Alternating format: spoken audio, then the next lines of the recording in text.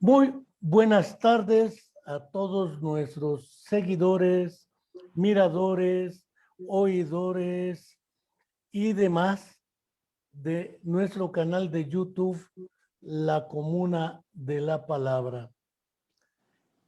No quiero dejar de comenzar invitando a todos aquellos que quieran y deseen hacerlo, suscribirse a nuestro canal de YouTube, La Comuna de la Palabra.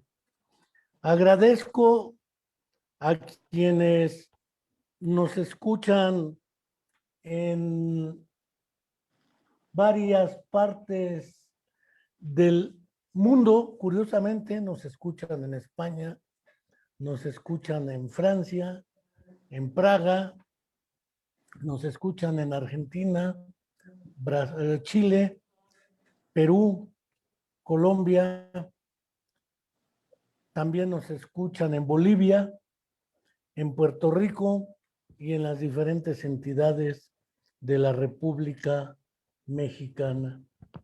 No quiero tampoco dejar de recordar, como cada semana hago, que se ha cubierto una primera semana ya prácticamente el mes de febrero del 2021, 2 meses del 2021 y ya varios años de una mentira histórica que pende como deuda del gobierno en turno sobre la desaparición forzada de los 43 estudiantes de la escuela normal rural Raúl Isidro Burgos de Ayotzinapa en Tixla de Guerrero. Aún no existe explicación creíble y verosímil. Aún no nos dicen qué pasó con los 43 jóvenes que siguen buscándolo sus padres. No quiero dejar de enviar un fraterno saludo y abrazo a Angélica Rodríguez, mamá de Viridiana Naid, estudiante de nuestra Facultad de Psicología, también desaparecida en contra de su voluntad hace ya más de 8 años. Y no quiero dejar de agradecer al doctor Alberto Guerrero Ochoa. Cada vez que lo veo me acuerdo de una canción de Gloria Trevi que decía: no estoy loca, señor doctor psiquiatra. Es un médico psiquiatra de muchos años de trayectoria y experiencia, docente en la Facultad de Medicina, ha dado clase en la Facultad de Psicología de la misma UAM, lleva un ejercicio profesional de muchos años con pacientes desde antes del COVID, desde luego, y él mejor que nadie hoy nos puede plantear qué perspectiva hay para la salud mental en lo que viene del siglo XXI, porque indudablemente antes de la pandemia existían muchos problemas que han sido el coco de la práctica clínica psiquiátrica o psicológica o neuropsicológica, la esquizofrenia, por ejemplo. La depresión, por ejemplo, que ha llevado diversos nombres, la psicosis, que también han llevado a lo largo de la historia muchos nombres, desde ahora lo que llaman trastorno bipolar, que antes era trastornos maníaco-depresivos o melancolía y manía, o después psicosis maníaco-depresivas, etcétera, etcétera, etcétera. Entonces, no tengo la menor duda de que hemos podido ver que los problemas de salud mental, no hablo de ansiedad, angustia, tristeza, desesperación y una serie de circunstancias en las cuales el doctor ha estado trabajando, adicciones, alcoholismo y otra serie de problemas. Tengo el gusto de conocernos desde hace más de 20 años ya, y sé que desde que se fundó la Sociedad Morelense de Salud Mental, ya teníamos una relación estrecha.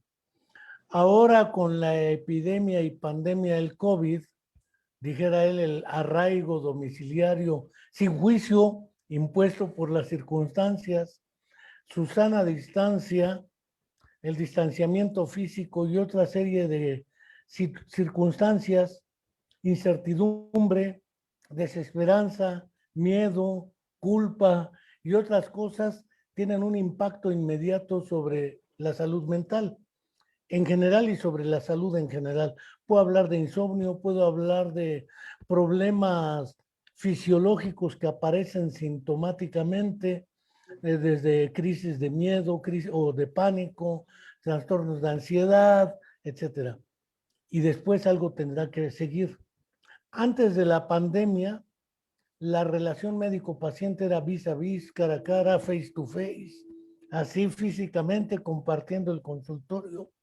A partir de la pandemia se ha hecho evidente el uso de las redes y de las plataformas electrónicas para mantener una serie de relaciones educativas, pero también de orientación, apoyo, otros dicen coaching, hasta de terapia, telepsicoterapia, telediagnóstico, telerehabilitación, teleneuropsicología, y cada vez se vuelve más tele nuestra relación, y seguramente el doctor Alberto Guerrero algo tendrá que decirnos.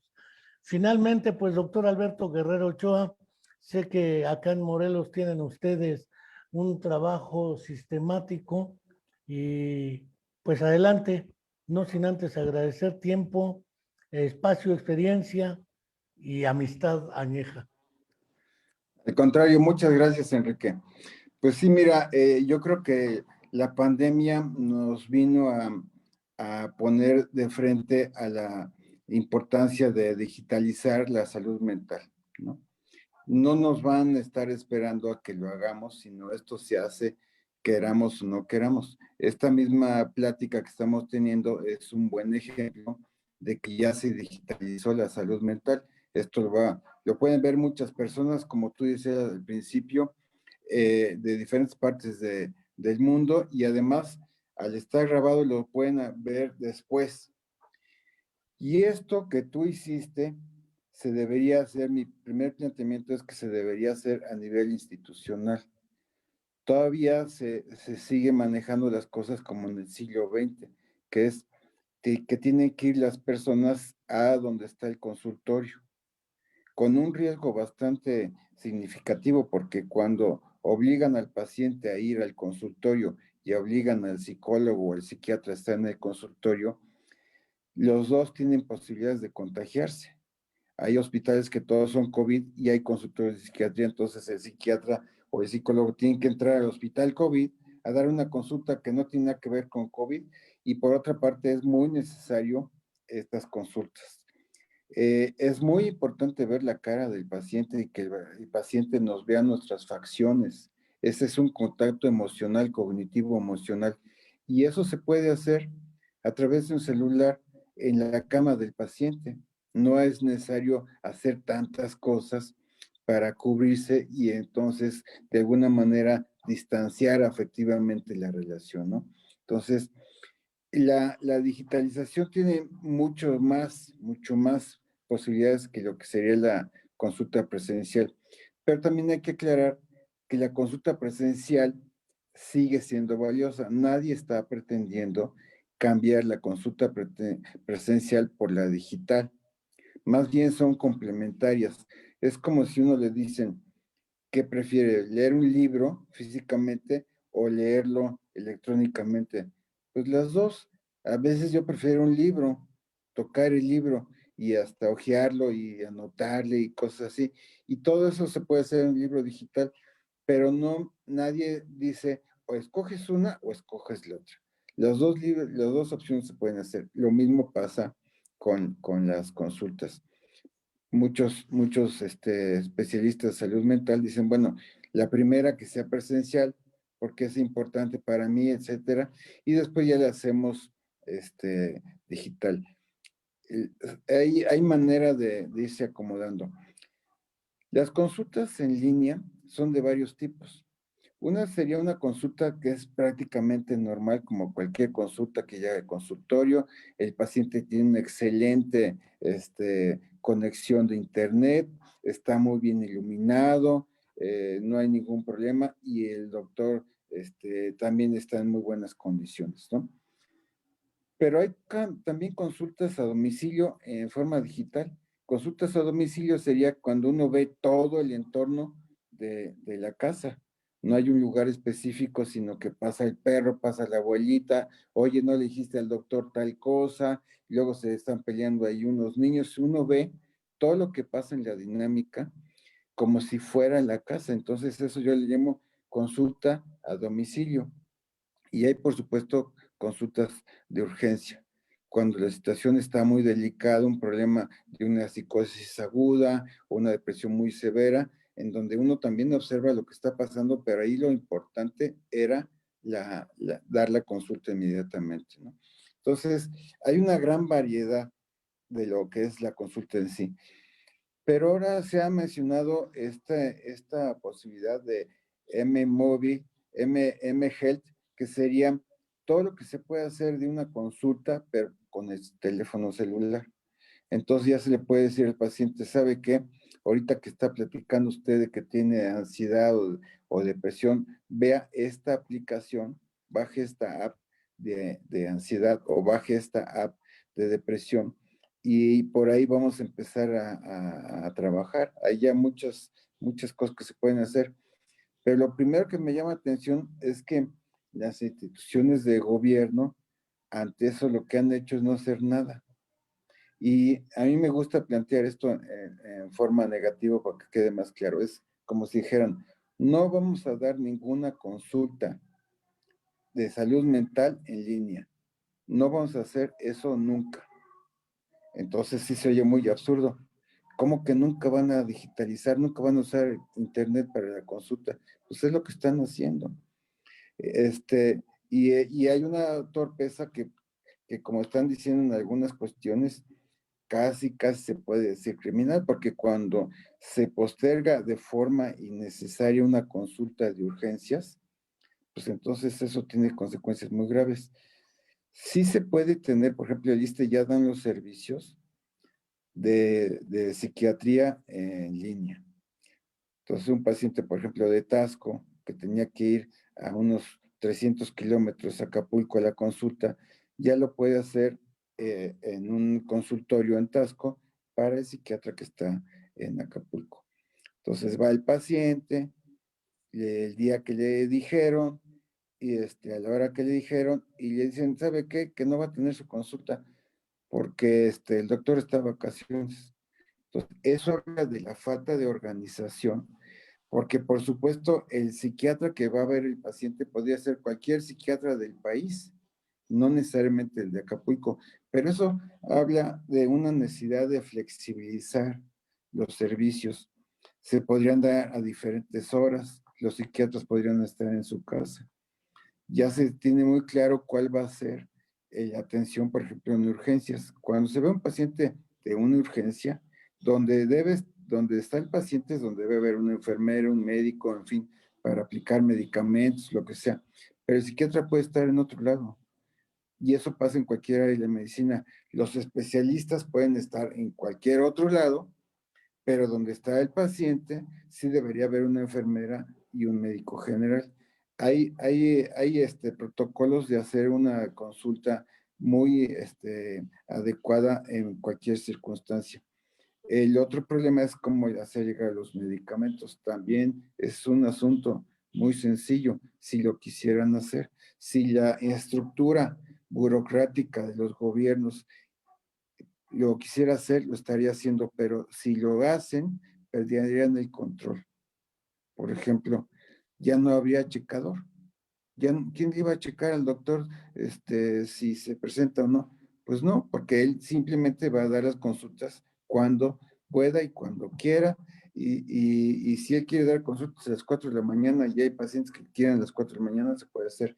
Pero esa pérdida de control, digamos, rígido, sí es indispensable para que estos servicios se flexibilicen y se digitalicen. Y ahí es donde, por eso yo decía que esto es como una oportunidad desperdiciada, desaprovechada, porque hay mucho que hacer, se puede mejorar mucho, pero no se está haciendo. Doctor, diferenciando los grandes síndromes neuropsiquiátricos en adultos, los grandes síndromes neuropsiquiátricos o psiquiátricos en menores. Los grandes síndromes neuropsiquiátricos o psiquiátricos en personas adultas dependientes intelectualmente de otra persona, por un lado. Por el otro lado, hablabas de los grandes síndromes de urgencias, de los que no son de urgencias, y pensar algún tipo de síndromes, cualquier tipo de trastorno, llámese psicosis. No prejuzgo ahorita si es legítimo o no Ajá, el concepto. sí, sí, sí. Hablemos de depresión con ideación suicida o ya con de repetición en actos intencionalmente suicidas, no solamente autolesivos, síndromes psiquiátricos del corte cotidianos, ansiedad, angustia, obsesivos compulsivos. Yo recuerdo que alguna vez te tocó una paciente que tenía miedo a agarrar los cuchillos porque pensaba que podía matar a su criatura. Me Ajá, acuerdo muy bien de esa pacientita porque pues, la comentamos alguna vez. Este, Cualquier tipo de afección puede tratarse a la distancia. Y mencionaba lo de los fármacos, porque si yo, como alguna vez nos llegó un paciente que te referí, es que ahorita trae un delirio de que lo quieren matar, anda persiguiendo a todo el mundo, anda en la defensiva, ¿qué hago? Híjole, yo no le puedo recetar un haloperidol más a lo que requiera de apoyo para síntomas parkinsónicos en aquella época. Ahorita seguramente sí. ya los fármacos están en otro nivel. Yo lo transfiero a ti o te lo refiero a ti. Eh, el acercar la receta médica, todo ese tipo de problemas prácticos más allá del control institucional, porque hay un control también institucional de del suministro, adquisición y quién receta o quién no receta determinado tipo de fármacos controlados. Bajo estas circunstancias, ¿es posible hablar de trabajar más allá de la dimensión ética? Porque es la otra, ¿qué seguridad tiene el paciente de la confidencialidad y esta cuestión? Y sobre todo los menores o los adultos dependientes cognitivamente de un cuidador primario. Resulta que él no va, lo llevan y el informante es otro. Y entonces las demandas usualmente son las del informante o las del cliente, llamémosle así, y no las del paciente. Ese tipo de problemas, ¿cómo se afrontan desde esta lógica de la tele? Sí, está muy interesante este punto que estás marcando. Yo diría que hay padecimientos en cualquier área de la medicina que son más o menos sencillos, que lo puede tratar con éxito prácticamente cualquier médico o cualquier psicólogo. Ahí no hay tanta bronca. Y como decía un maestro mío, y tienen que ir rápido porque si no van rápido se van a curar solos, ¿no? Entonces, hay padecimientos que no es la gran cosa, ¿no? Hay otros padecimientos que ya es un poco más complicado, que sí se requiere de una persona con entrenamiento específico, un psicólogo clínico con un posgrado en psicoterapia o un psiquiatra con cierta capacitación. Pero aún así, esos padecimientos se resuelven con un tratamiento, digamos, estándar. No habría tanto problema. Pero hay otros padecimientos en cualquier área de la medicina que son muy complicados. Más o menos en cualquier área es como el 20%. O sea que si uno tiene un padecimiento que sea suficientemente complicado, que es del 20%, necesitaría verlo un especialista que estuviera por arriba de la media, que fuera del 20% más capaz. Pero eso no pasa. Una persona, por ejemplo, con pocos recursos, pues va a ir a donde pueda. Y tal vez ahí no esté el psiquiatra o el psicólogo más sofisticado, que por sofisticado ya se hizo de élite, cobra más y ya no puede verlo cualquier persona. Entonces, ¿cómo se puede resolver este asunto? Que los que tienen casos complicados los pudieran ver los especialistas más sofisticados, precisamente por la telemedicina, porque si se puede hacer una megadata, una base de datos muy amplia, entonces el que es una persona muy sofisticada, muy especializado en algo, puede decir, oigan, estos padecimientos que están tratando así, se pueden tratar de otra manera.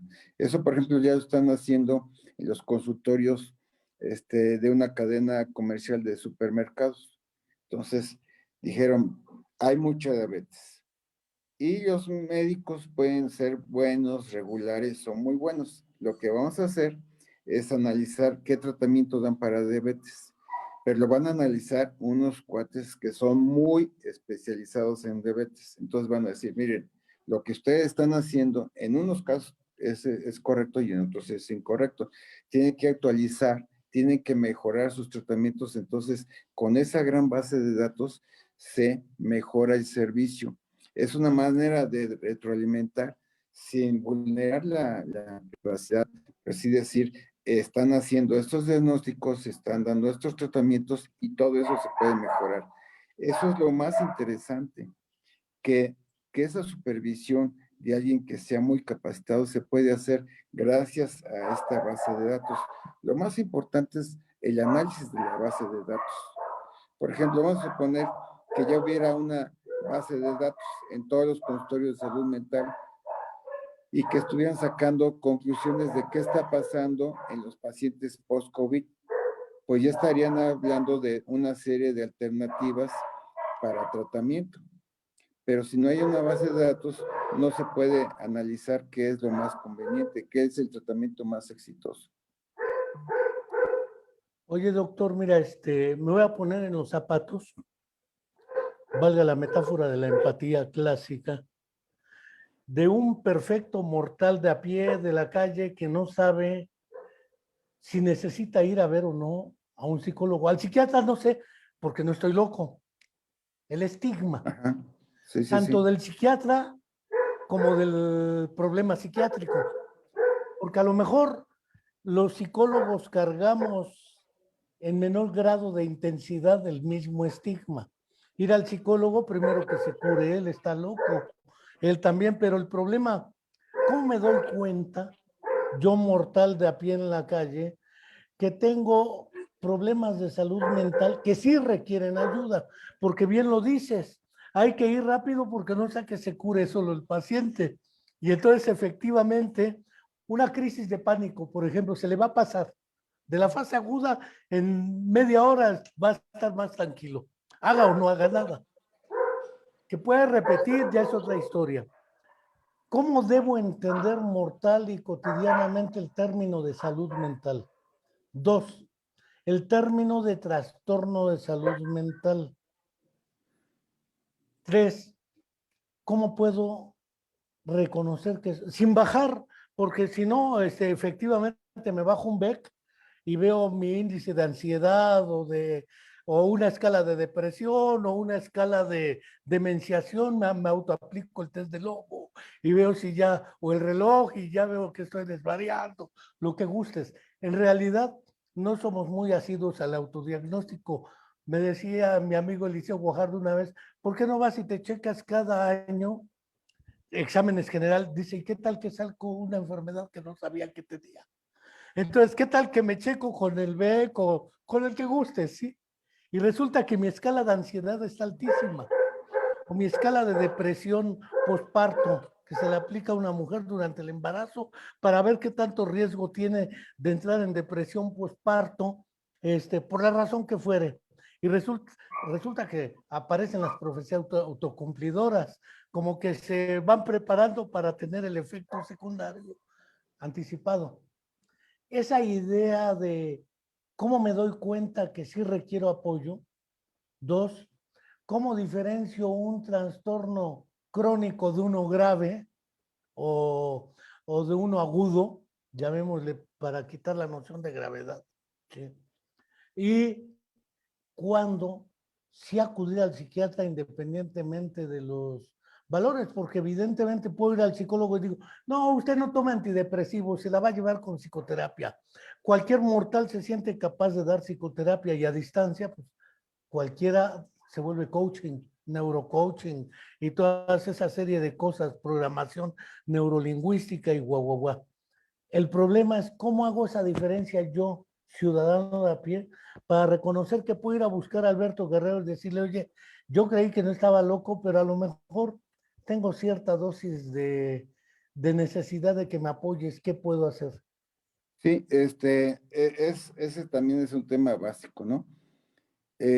Yo como lo he imaginado es que las personas necesitan un Uber para que los lleve a recibir el tratamiento que corresponde, pero ese Uber tendría que saber qué tiene el pasajero y a dónde lo tiene que llevar, ¿no? Entonces, ¿quién sería el Uber? Bueno, pues eso ya existía desde antes. Yo me acuerdo en el Fray Bernardino había una caseta que decía informes, y entonces estaba ahí una socióloga, por cierto, una muchacha que estaba estudiando sociología con muy buen criterio. Entonces las personas llegaban, oiga señorita, fíjese que esto, que el otro. Y ella con ese criterio decía, ah, mire, le toca ir acá, le toca ir allá, porque además de todas las opciones de psiquiatras o de servicios psicológicos, ¿a dónde lo lleva el Uber? Entonces, el primer contacto sería lo que se llama una preconsulta que no necesariamente va a dar una psicóloga o un psiquiatra. La preconsulta es alguien que sabe de salud mental y que sabe de a dónde llevarlo. Por ejemplo, oiga, tengo una adicción, ¿en qué consiste su adicción? No, pues es que mi hijo una vez lo vi, que se fumó un cigarro de marihuana. ¿Y qué más? No, pues nada más. ¿Y hace cuánto se le fumó? Nada más hace un año. ¿Y estás bien? Sí, sigue estudiando y todo. Pues entonces no es lo mismo que si le dijera, oiga, tengo un pacientito que no duerme, está con delirios paranoides, bueno, el Uber lo tiene que llevar a otro lado. Entonces, si no hay un Uber, si no hay un filtro inicial, no se podría responder a esto que estás mencionando. Este, eh, sí, yo creo que tiene que haber primero un filtro de informes a donde tiene que llegar. Por ejemplo, la Asociación Psiquiátrica Mexicana dijo que varios psiquiatras podían dar consulta gratuita a pacientes en estas circunstancias, pero no había Uber. O sea, ¿cómo podía una persona sacar la cita? No había manera. ¿A qué psiquiatra me voy o qué plataforma uso? Si no hay esa plataforma que tenga información básica y después alguien con el que se pueda hablar y que diga, oiga, yo tengo esto y lo dirija bien, entonces todo el sistema no funciona. Si una persona quiere hablar a un hospital como el Fray Bernardino para pedir estos informes, le contestan, tiene que venir ahorita, en pandemia, tiene que venir. Y cuando llegue, no, pues no estamos dando servicio. O sea, parece ahora sí como dicen de locos, pero así es ahorita. Debería haber una super plataforma que diera mucha información real y después ya derivada. Como funciona Amazon, es que da toda la información que uno necesite y Amazon tiene un criterio. Si la persona tiene que hablar por teléfono, quiere decir que la información no está bien proporcionada. Funciona bien cuando la persona no tiene que hablar con nadie, pero elige el zapato, el color y la talla que quiere. Algo así se tendría que hacer en una gran plataforma con también la parte híbrida que es poder hablar con la persona, porque la necesidad es tan alta que los servicios, cualquier servicio de salud mental que se organizara, se colapsa. Hay menos posibilidades de dar atención de que gente solicitándola. Bueno, pensémoslo de esta manera. La gente puede o no solicitar la información. Sin embargo, yo me doy cuenta que tengo miedo de que algo puede pasar. No sé qué, pero me siento así raro, valga la expresión, porque a la hora de platicar los síntomas entre objetivos y subjetivos, ese me siento extraño, no sé qué va a pasar, siento que esto es raro, son síntomas sumamente incognoscibles de manera inmediata para uno mismo. Porque además uno puede llegar a pensar recursivamente, me estaré volviendo loco. Y pum, eso le genera más ansiedad en las Claro, famosas crisis de pánico. sí, Y sí, además, como uno tiende a asociarle a algo que la causó, ¿qué me habrá causado esto? Y entonces resulta que viene el miedo de repetición. ¿Y qué tal si me repite? ¿Y qué tal si...? Y entonces uno se va dando cuerda solito, dijera el doctor Václavic, y entonces va creando el espacio mental, valga la expresión que estoy usando, nada cotidiana, un espacio mental dentro del cual quedo atrapado. ¿Cómo me doy cuenta que requiero ayuda? Porque no hay Uber y no hay a dónde hablar a Uber y además no tengo computadora, me siento mal, me duele la cabeza, no puedo dormir, despierto, qué sé yo. Hay un conjunto de signos o de síntomas que pueden ayudarme a identificar trastornos mentales. Hablé de la ansiedad porque es más indescriptible, pero hay gente que llega y te dice es que siento como si me martillaran en la cabeza. Y les he preguntado, ¿alguna vez le han martillado la cabeza? No, de ningún modo. Y entonces, ¿cómo tiene esa sensación de que le están dando golpes de martillo en la cabeza? claro. O siento como si me pincharan con agujas en los dedos. ¿Le han pinchado con agujas en los dedos? No. Entonces, ¿cómo las metáforas en el uso de la descripción sintomatológica, que es muy rica a la hora de la interacción, sea mediada por una red como esta, o sea, cara a cara, espaciotemporalmente hablando, que me cuenta o la paciente que le decía al doctor Muchinik, es que le pregunta al doctor por qué es hipertensa. Le duele la cabeza, dice, ay doctor, mi vida es un dolor de cabeza. Mi hija es drogadicta, está embarazada y la Sí, otra se está muriendo su hijo. Mi vida es un dolor de cabeza. La pregunta no era esa. Y todavía remata y le dice, debe llevar dieta hiposódica. Y la señora, no, pues sí, una dieta hiposódica. Dijeras tú, el paciente tiene una crisis psicótica, no sé si sea la uno o la que fuere, con un delirio paranoide. ¿Cómo me doy cuenta del delirio? Sí me explico, es decir, sí, yo claro. sujeto de la calle de a pie, ¿cómo me doy cuenta? O que mi hijo tiene, porque los hijos no le cuentan a uno lo que les pasa, más si son adolescentes, en esta fase de encierro, de que no, es decir, cómo buscar facilitar la identificación de trastornos de salud mental y la búsqueda de apoyo, pero primero necesito identificar que requiero apoyo, porque si no lo requiero, pues ni lo busco, pero para requerirlo necesito darme cuenta de que algo pasa que no es usual en mi vida, es decir, hay un cambio entre un antes y un ahora. Sí, es muy importante, como dices, ponerse en los zapatos de la persona, ¿no?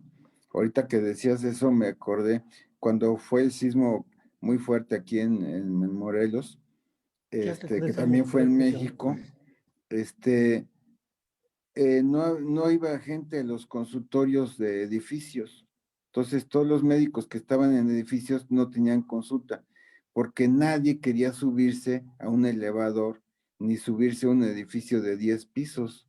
Entonces, es como no ponerse en los zapatos del paciente. No se subían ni los representantes de laboratorios.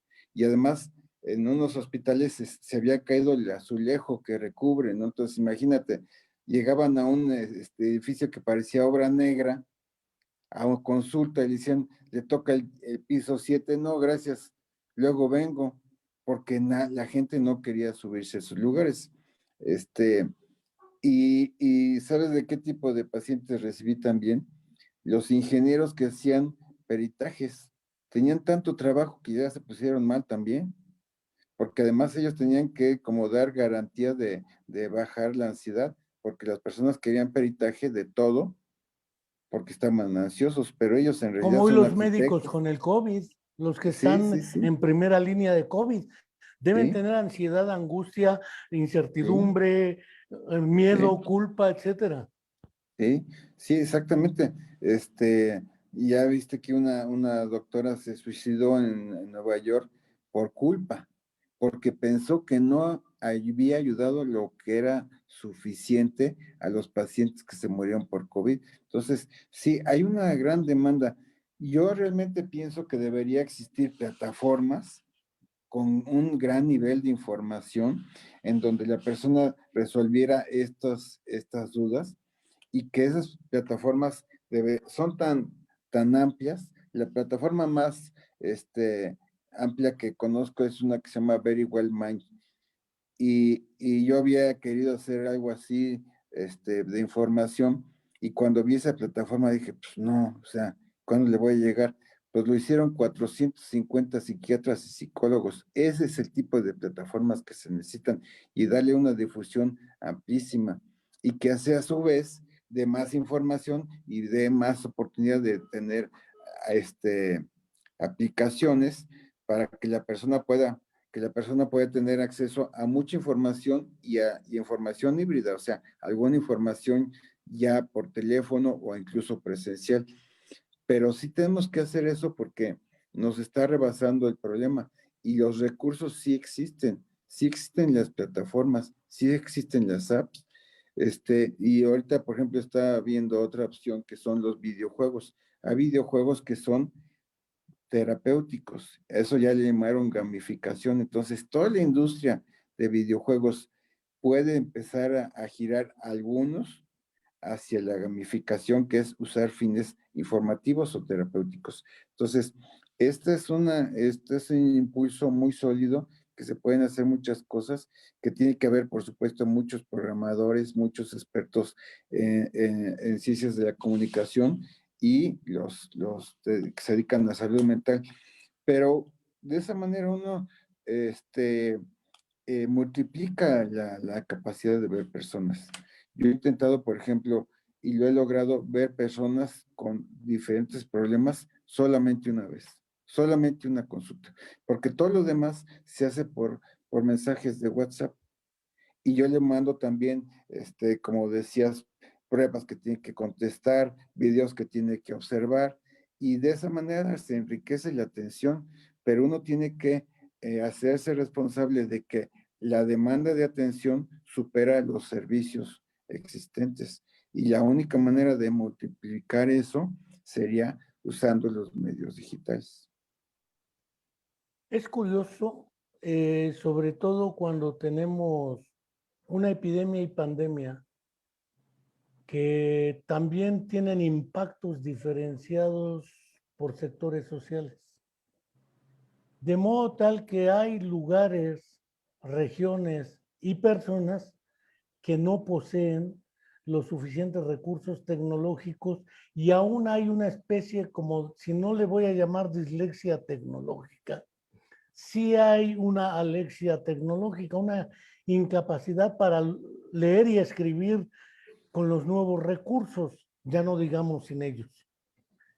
Además de energía eléctrica, internet. Yo sé que hay gente que sí, pero esto significa seguir escindiendo la atención a la salud mental en dos grandes grupos.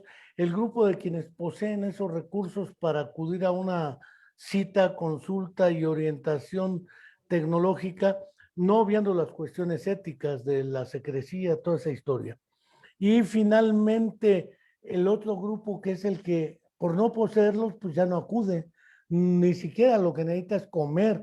Y en la angustia y la búsqueda del trabajo y la pérdida del empleo y todas estas circunstancias que acompañan a la epidemia y pandemia y que acarrean no solamente consecuencias en el ámbito de la salud, sino en el ámbito de la vida cotidiana. Cómo efectivamente poder ayudar o contribuir para que las personas reciban atención en salud mental. Por ejemplo, ¿qué tipo de problemas son los que más has atendido en este año pandémico? Todos, porque los padecimientos graves como esquizofrenia o psicosis o lo que sea, entre más tiempo pasen sin que tengan consulta, pues más se agravan. Y trastornos de ansiedad, pues por supuesto que se han multiplicado, ¿no? Pero en esto que decías, vi una paciente, por ejemplo, de Juchitán. Yo había ido a Juchitán hace muchos años a dar consulta presencial y es un lugar que para mí es muy interesante, ¿no? Pues he visto pacientes de Juchitán y pasó eso que decías, y el celular. Bueno, se hacen muchas soluciones solidarias. Quien tiene celular, un buen celular, le presta el celular a la familia que quiere hacer la llamada. Y casi siempre una persona joven les dice cómo le van a hacer para, para hacer la llamada y se lleva a cabo la llamada. Y después se habla con el familiar, con la mamá, con el papá, etcétera. A veces me ha tocado pacientes que dicen, yo nunca he hecho una llamada de esas que se ven uno. Pues usted no se preocupe, yo le marco y usted nada más le pica ahí y ya va a entrar la llamada. La tecnología sí es difícil para algunas personas, pero los otros lo facilitan. Entonces, para mí es muy común que alguien joven de la familia resuelva este asunto y el celular que digamos tenga más capacidad, lo consiguen. Ahí las personas le buscan, cuando quieren resolver el asunto, le buscan y resuelven el punto. Una consulta de urgencias en un lugar de Guerrero que hay mala recepción, pero que se puede llevar a cabo, es resolver un problemón y facilitarles que tengan acceso a los medicamentos. Eso es una intervención oportuna. Por eso yo estoy tan convencido, porque todos los días hacemos eso. Hacemos tantas consultas que tenemos que participar varios psiquiatras y varios psicólogos porque no nos damos abasto. Porque, porque esto lo que ha hecho es acceder los servicios de salud mental a lugares que no tenían ni van a tener.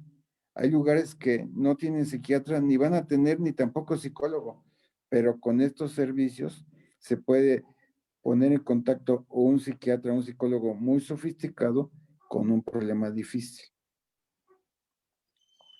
Esto implicaría que la formación de los psicoterapeutas o psicólogos clínicos o psiquiatras deba permitir el uso de estas tecnologías. Yo lo he visto en otros ámbitos también.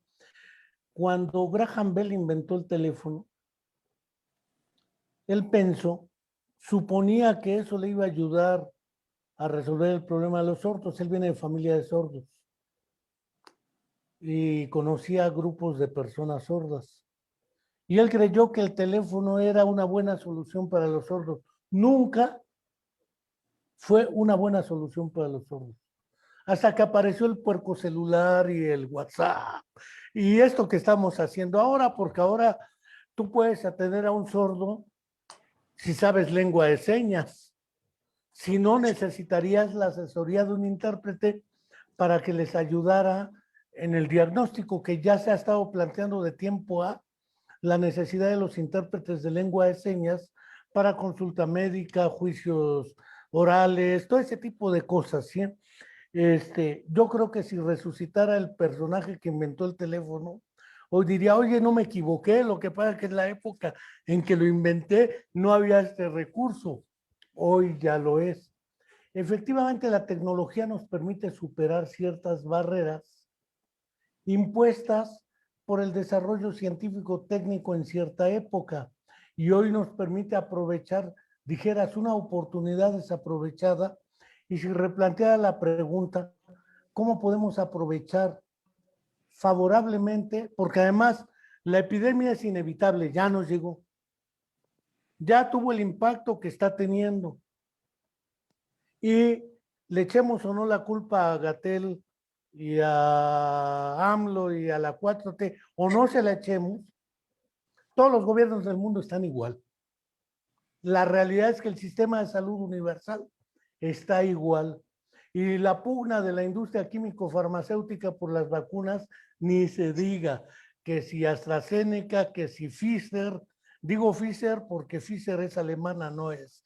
Entonces la mayoría la quiere pronunciar en inglés, pero es alemana, y si es alemana, es Pfizer. Pero bueno, no nos vamos a pelear ahorita por en qué lengua se articula Pfizer, si Pfizer o Pfizer, pero es Pfizer, que me perdonen. Eso lo sabe un amigo que es Jack Remy, él sí sabe alemán. Y seguramente a alguno de quienes nos ve, Enrique Tejeda, le dirá que efectivamente Pfizer es Pfizer porque es alemán. Pero en el fondo, el problema en este contexto, quienes se han enriquecido son Amazon, la industria que te envía alimentos a domicilio para quienes se encargan. Naturalmente, si tú das consulta así y ahora tienes más consulta que antes, la cobres o no y la cobres a como la cobres. No cabe duda que ciertos sectores se benefician con este tipo de eventos, otros no necesariamente. Pero el problema de fondo es que, dadas las circunstancias, ¿cómo podemos aprender, dijera Paul Václavic, en vez de aprender a sacar lo malo de lo bueno? Sí, sí me salió bien, pero soy un idiota. Siempre me ha salido todo mal, ahora fue de puro churro. Y si le sale mal, se confirma, claro, soy un idiota. ¿Cómo pensar exactamente a la inversa? ¿Cómo sacar lo bueno de lo malo? A pesar de todo, ¿qué es lo que podemos extraer como enseñanza de esta pandemia y epidemia en el ámbito de la salud mental? Sobre todo, si utilizo la definición de Robert Spitzer, ese malestar subjetivo que afecta tu calidad de vida y tu vida cotidiana y que sin ayuda no pudiera resolver en un lapso perentorio de tiempo, pues es evidente que la salud mental a futuro sigue teniendo mala perspectiva. Porque solamente de aquellos que nos acerquemos a las plataformas tendremos acceso y los demás. Las instituciones de salud tienen que hacer algo al respecto y las políticas públicas, o de otra manera no la haremos colectivamente.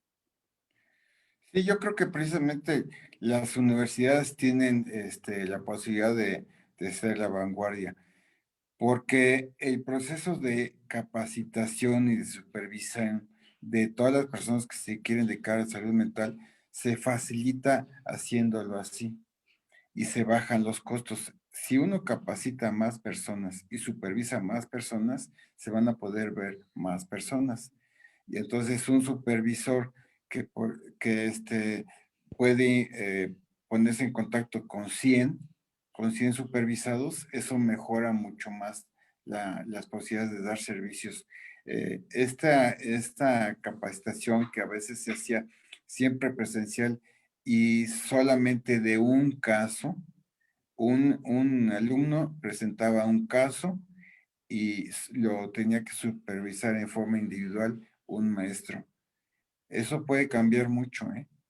Y cada vez hay más manera de capacitar en línea a muchas personas y que el trabajo que hacen se pueda supervisar y mejorar. Entonces, por supuesto, esa es la cuestión, que esto tenga un perfil de interés social, de apoyo a la comunidad y que ese apoyo abarate los costos. La idea es que se abaraten los costos. Si se hace una sola consulta y se hace el seguimiento por WhatsApp, eso abarata el costo.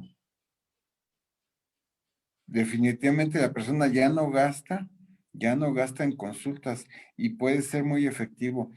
Si se establece bien la comunicación, ese seguimiento estrecho, yo digo seguimiento estrecho, eh, puede ser incluso cotidiano, pero por mensajes breves puede ayudar mucho en estos casos. Entonces, sí, yo creo que el objetivo tiene que ser llegar a más personas a más bajo costo. Pensemos, pacientes crónicos que seguramente has tenido desde antes de la pandemia, que llevaban una relación sistemática, dijeran los expertos en psicoterapia breve y de emergencia, el terapeuta que necesita más de 3 sesiones es malo. Una buena psicoterapia resuelve el problema, una psicoterapia sustentada en el principio de solución de problemas en menos de 3 sesiones. Si el paciente requiere, como en psicoanálisis, 15 años, como el buen Woody Allen, pues resulta que por no volverte adicto al diazepam o al Prozac o al que gustes, te vuelves adicto al psicoanalista y curiosamente sale más caro el psicoanalista que el diazepam. Pero bueno, cada quien se hace adicto a lo que quiere, ¿sí? El problema es cómo efectivamente, porque estás planteando un trabajo en redes. Tú tenías pacientes crónicos que además tienen enfermedades que podemos llamar comórbidas. Pensemos, tercera edad, diabéticos, hipertensos que además están en procesos demenciales o con psicosis crónica, o dos que ya traen eventos vasculares cerebrales de repetición y como consecuencia traen una epilepsia del lóbulo temporal y traen cambios de personalidad tras las descargas. Casos de esos habrán llegado seguramente. Eso requiere un continuo tratamiento más allá de la propia psicoterapia y orientación a la familia, porque si no va orientada a la familia, la terapia individual creo que está condenada como estrategia de largo plazo a no ser eficiente. Sin embargo, sin pelearnos con los psicoanalistas ahorita, no tengo duda de que efectivamente el trabajo de identificación primero, de búsqueda de ayuda segundo y de continuidad del trabajo, o lo que algunos llaman adherencia terapéutica, valga el conceptejo que ustedes mejor que uno conoce, ¿sí?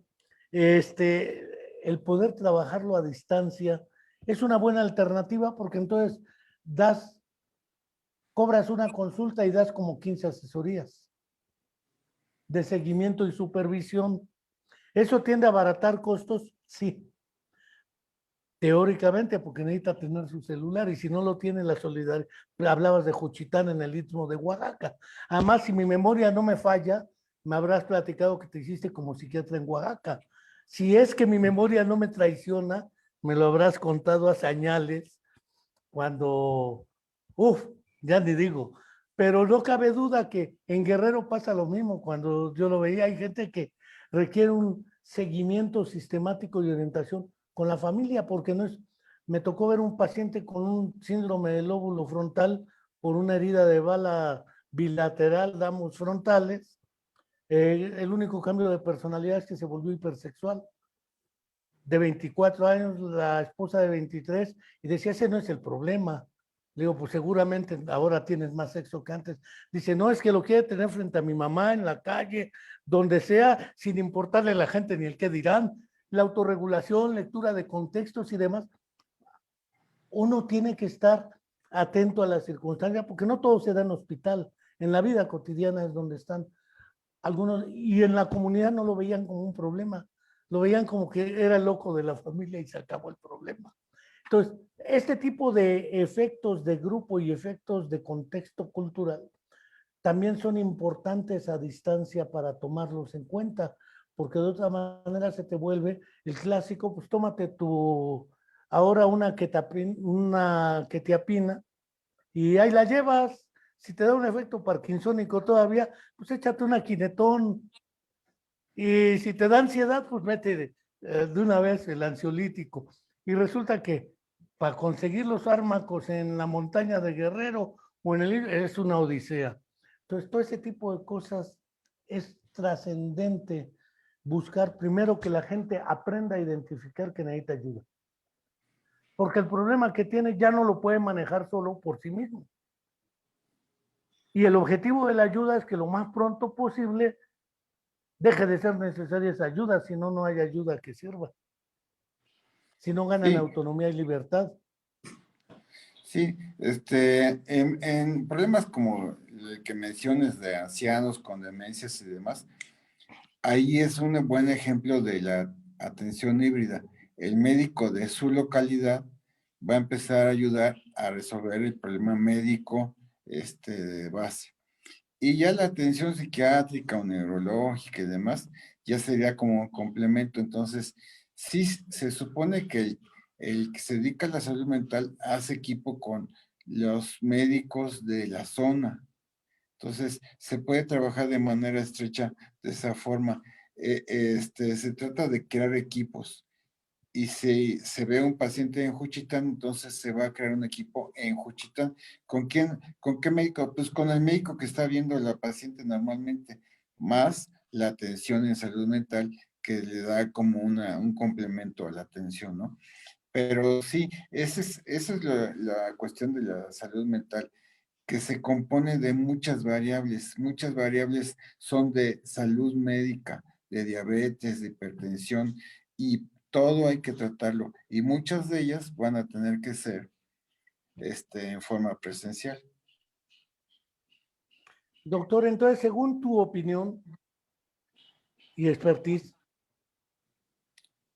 ¿cuál es el futuro de la salud mental inmediato, no a muy largo plazo, en el caso de México pospandémico? Aunque todavía el pospandémico, quién sabe cuánto nos tardemos, primero en tener vacunado a una buena proporción de la población. Lo bueno es que ya hay vacuna. El problema es el proceso de vacunación, que nos toque la Sputnik 5, yo voy por la Sputnik 5 o por la Soberana 2, que nos toque antes que la de AstraZeneca, que ahora están tiroteando AstraZeneca, y que Pfizer sí, pero quedan fuera de esos pleitos, suponiendo que de aquí al 22 y del 22 al 23. ¿Qué nos espera? La alternativa es la telepsicoterapia y la telepsiquiatría y la telesalud mental, o Sí, híbrida, dijeras. sí, lo híbrido, pero yo, para usar términos neuropsicológicos, yo diría que las instituciones o los gobiernos padecen rigidez cognitiva y que las universidades, las organizaciones privadas tienen más flexibilidad cognitiva. Entonces, mientras quieran seguir funcionando con 20 consultorios en un solo hospital y que toda la Ciudad de México tendría que irse a los consultorios que tiene el Fray Bernardino, mientras sigan con ese esquema, pues cada vez va a haber menos gente. Y mientras más se desarrollen los servicios digitales, pues la gente va a ir allá y va a resolver las cosas como se tienen que resolver. La atención tiene que estar donde está el paciente, no donde está el doctor. La atención que tiene que llegar de cualquier forma a donde está el paciente. Consultorios, por ejemplo, de los que tienen las farmacias, que hubiera sido un médico general, pero que tuvieran un enlace con psiquiatras, eso potencializaría la atención en salud mental, porque ahí podrían tener una buena recepción de internet, una pantalla, todo eso. Entonces, esos mecanismos híbridos donde puede ver un médico general, un psicólogo general, más la atención de un psicoterapeuta sofisticado o de un psiquiatra que se dedica a ciertas cosas, eso va a resolver el asunto. Pero yo sí pienso que la rigidez cognitiva, cuando ya se tiene, como que no se quita. Bueno, Como, digo, es la inflexibilidad psíquica, dijera una de las expertas en ahora denominados trastornos del espectro autista. Esa exacto. inhabilidad para cambiar el propio punto de vista de manera rápida y decir, bueno, ¿y qué tal si estoy mal? No me costaría nada decir, ¿qué tal si sí uso cubrebocas? Exacto. No pasa nada, aunque es irrelevante la discusión de si sí o no al cubrebocas. Creo que hay temas muy relevantes en ese ámbito. Sí, la posición que yo veo que es en instituciones de salud, es decir, siempre lo hemos hecho así y así ha funcionado. Entonces, a mí nadie me va a decir cómo se va a hacer. Pues resulta que el Internet ya es una realidad, que los teléfonos celulares son una realidad y que sí se puede aumentar el acceso a muchas personas. Y si ellos dicen que no, pues está bien, que sigan así. Eso es lo que hay, eso es lo que hay. ¿Cuánto tiempo llevaría la digitalización de la salud mental en instituciones públicas? Pues no sé, no lo veo que se resuelva en los próximos 10 años. Yo creo que van a seguir en la misma. Es curioso lo que señalas, pero ahorita me asalta esta pregunta. ¿Es más fácil digitalizar la salud mental que la otra salud? Pensar, por Exacto, ejemplo, en un médico exacto. internista, pensar en un hematólogo, pensar en un oncólogo. Es más fácil digitalizar la salud mental que los otros ámbitos en las... ¿Qué diría tu director de la Facultad de Medicina y qué dirían tus colegas médicos? Sí es más fácil digitalizar la salud mental. Definitivamente, definitivamente pusiste el dedo en la llaga. Es que la pelota está del lado de la salud mental, porque en la salud mental lo que uno necesita es ver al paciente, que el paciente lo vea y hablar. No hay que tocar al paciente, ni auscultarlo, ni meterle el dedo quién sabe dónde para saber qué tiene. Simplemente es hablar, pero hablar bien de manera suficiente. Por eso, la salud mental debe ser a la vanguardia. Deberían sacar a todos los psiquiatras de los consultorios de hospitales COVID y ponerlos a dar consulta en su casa y potencializar mucho los servicios. Pero eso es perder el poder y no quieren perder el poder. El director del hospital diría, ¿y yo cómo controlo a la doctora? Pues la doctora se controla sola, porque va a aumentar. Lo que han encontrado es que en vez de dar menos consultas, van a dar más. Se ahorra el tiempo de transporte, va a tener más comodidad, más privacidad incluso. Si le dice uno al paciente, bueno, ahora que se salga su mamá y quede usted solo en la habitación porque esto tiene que ser confidencial. Sí hay mucho que hacer, pero no se quiere hacer. No lo van a hacer. Esto Yo implica estoy entonces casi el otro seguro que no lo van a asunto, hacer. la coordinación con otros médicos, porque si tienes que administrar, por ejemplo, un antipsicótico de depósito a 30 días, un tranquilizante mayor de depósito inyectado una vez al mes, ¿quién surte la receta? ¿Quién administra el fármaco? ¿Y quién hace el seguimiento por efectos secundarios y demás? Necesitas a Wiwi trabajar en red, de otra manera no se podría. Claro. Y el ejemplo que dio Amazon es muy claro. La medicina tiene que estar donde está el paciente, no donde está el médico. Entonces, tiene que haber todo un sistema que haga llegar la medicina lo más cercano a donde está el paciente.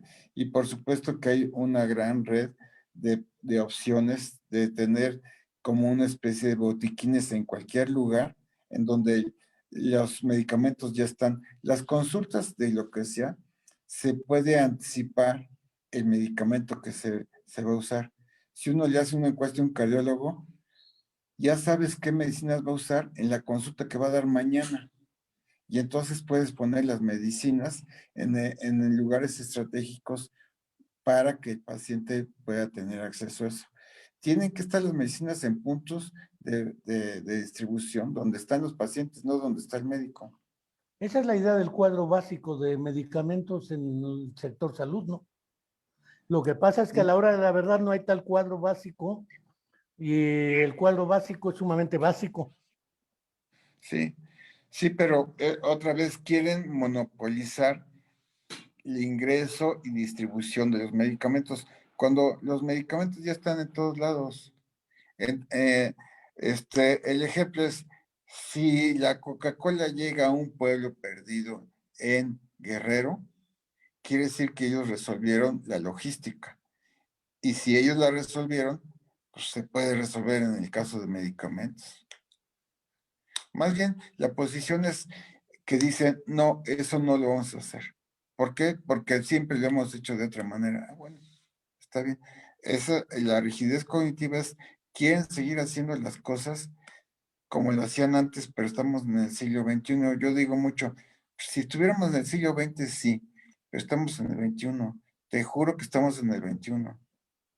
No, sí, sí lo sé, doctor. El asunto es, Sí. no sé si solo sea rigidez cognitiva o ideológico-política también, Ah, porque hay bueno, intereses de fondo. claro, de eso tú ya sabes más que yo. Definitivamente eso también es cierto.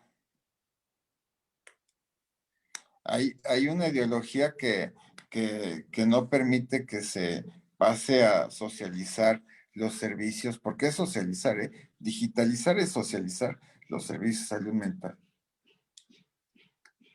Pues mira, doctor, eso implica también la otra lucha, la lucha de creencias y valores. así como la lucha de los antivacunas, por las razones que fuera, desde que van a experimentar con nosotros hasta que nos van a meter microchips, aunque los microchips ya están en los celulares y en las computadoras y en todos lados. Sí. En el fondo el problema es hasta dónde hay una buena perspectiva en salud mental si se democratiza, y vale el concepto que utilizaste, horizontalizándolo a través de las redes. Y dijeran otros, porque alguien habló, el doctor Bulfrano Pérez Elizalde, exdirector de la Facultad de Medicina en la Autónoma de Guerrero, exdirector de Salud Médica en el estado de Guerrero, decía, también necesitamos hablar de empoderar la salud mental en la gente, porque si no empoderamos la salud en la gente, siempre esperaremos que el gobierno nos resuelva todo. Sí, es Claro. cierto, el Estado tiene que responsabilizarse en políticas públicas de gobierno por apoyar la salud pública y básica de la gente más necesitada, si así se quiere hablar. Sin embargo, nosotros necesitamos asumir ciertos compromisos y responsabilidades. Yo recuerdo cuando discutíamos con unos colegas del Frente Sandinista en Managua, 77, antes de que triunfara la Revolución Sandinista, con maestros del grupo de primaria si apoyaban e irse a escuelas rurales cuando todavía estaba Somoza, y todos dijeron que no, por las condiciones económicas, laborales, salariales, lo que gustes. Cuando triunfó el Frente Sandinista les hicieron la misma pregunta y la mayoría dijo que sí, en las mismas condiciones. Entonces el problema no solo es de condiciones, es de representaciones ideológicas y con este proyecto sí lento porque es mío, con el otro no porque es del dictador. Eso es claro también que opera aquí. Salud mental no escapa, dice, aparte de los saludos de Yesenia Daniel, de Eduardo Raúl Herrera, Enrique Tejeda dice, la Coca-Cola llega a Chilistlahuacan, Guerrero, montaña, me consta, y no solo la Coca, también las Victorias y el Bimbo. ¿Por qué no van a llegar las medicinas? Si Exacto. esa logística, o las vacunas, o lo que fuere. Sí, fíjate, yo hice un trabajo cuando llegué aquí a Morelos, de servicio de salud mental en el estado de Morelos, y se me ocurrió investigar cómo se vendían, si se vendían medicamentos psiquiátricos en poblados relativamente chicos, por ejemplo, pueblos alrededor de Jonacatepec, y para mi sorpresa sí se vendían antipsicóticos, pero ¿sabes quién los recetaba? No los recetaban los médicos, el curandero, había un curandero que era bueno lo que le sigue, él recetaba antipsicóticos. ¿Eso está mal? Pues si les resuelve el problema, yo creo que está bien. Podría ser el curandero de ese pueblo parte de la red de salud mental, ¿por qué Yo no? creo que sí. Lo que Y pasa es que no entonces, tiene ni cédula ni título, y eso te mete en el problema burocrático administrativo. no, pero precisamente el que sí tiene cédula, que es el médico de esa localidad, en conjunto, en equipo con el psiquiatra que está en una ciudad muy grande y todo eso, van a resolver el problema. Eso se puede hacer, pero sí se tendría que bajar 2 rayitas a la prepotencia de decir, órale, yo soy el psiquiatra y aquí a mí nadie me va a decir qué hacer. Si se toma en cuenta el criterio incluso del curandero, es como la partera y el Es con la partera ginecólogo. empírica.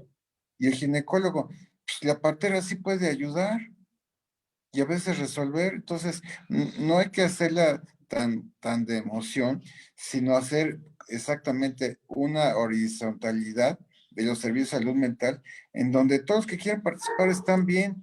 Además, si el curandero es el que resuelve los problemas, no sería buena idea decirle usted no se meta, no. Vamos a ayudarle desde donde estamos.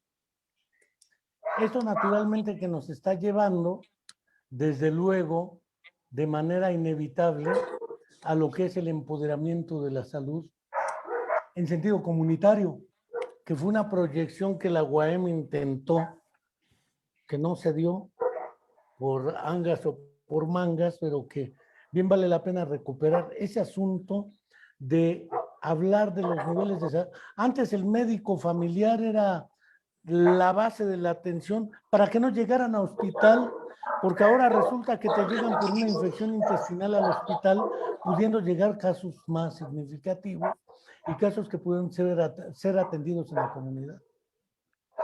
Sí, definitivamente sí se puede hacer, integrar a toda la comunidad a los servicios. Muchas veces hay enfermeras en las comunidades que podían colaborar también. Y eso naturalmente en salud mental sería, dices, es más fácil llamémoslo así, tecnologizar y telecomunicar la salud mental. Claro, claro, pero con ese sentido que tú le estás planteando, de hacerla accesible a la sociedad y hacerla más democrática o más accesible a todos, ¿no? Todo el mundo tiene derecho al servicio y si se puede hacer en su comunidad, ¿por qué no hacerlo? Pues mira, doctor, que ha sido una charla interesantona. No sé si quieras cerrar esto antes de agradecerte con algún mensaje a nuestros seguidores. No, pues te agradezco yo a ti y yo creo que tenemos que seguir todos en la misma línea, dar información y estar muy abiertos. Todo lo que se puede hacer está bien. Todo el que quiera ayudar a mejorar los servicios de salud mental está bien. Nadie tiene que estar excluido. Y el que se quiera excluir porque quiera quedarse en su consultorio sofisticado y cobrar lo que él quiere, pues que lo siga haciendo. Pero eso no es una realidad social. Pues doctor, ha sido para mí un placer después de un buen tiempo de no vernos cara a cara. La última vez nos vimos en un auditorio sobre demenciación precisamente Sí, en la sí, sí. web. Sí. Y antes no nos habíamos visto en años, yo creo. Pero considero que ha sido una charla amena. Te agradezco tu tiempo, te agradezco tu experiencia y sobre todo el haberla compartido con nosotros en el canal de YouTube de La Comuna de la Palabra y reiteramos la invitación a suscribirse a nuestro canal de YouTube La Comuna de la Palabra. Bueno, yo te Gracias agradezco tu amistad y tu punto crítico. y hasta la próxima. Adiós, nos vemos.